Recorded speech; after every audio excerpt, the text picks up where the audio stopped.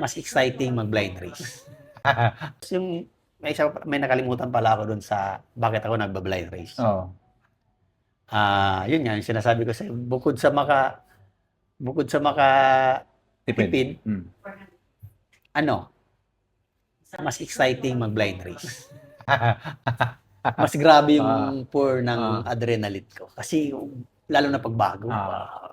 Okay ito, mga ganun-ganun na. Basta, pero inaalam ko lang talaga yung critical area. Yun lang. Ito, para kay ano lang to, kay Kuya Clinton, huwag niyong gagayahin niya kasi iba-iba tayo ng level ng hinahanap sa adrenaline. Kung hindi siya totoo naman, di ba? Hindi applicable sa lahat ng blind race. So. Kailangan mo rin sanayin, no? Kailangan mo lang din sanayin sarili. Although, marami naman nagba-blind race na ngayon. Marami. Pero kasi yung sa'yo kasi blind race ka pero mataas pa rin yung level ng competitiveness mo eh.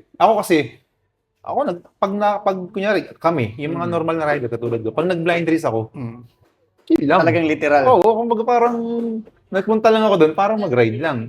Sa'yo kasi blind race ka pero ang taas pa rin ng medyo nga, actually nga, yun nga, hindi ulit siya pagbubuhat ng sariling bangko. Kasi nakailang blind race na bago na nag-champion. Hindi naman marami, pero may time na nag-champion ako.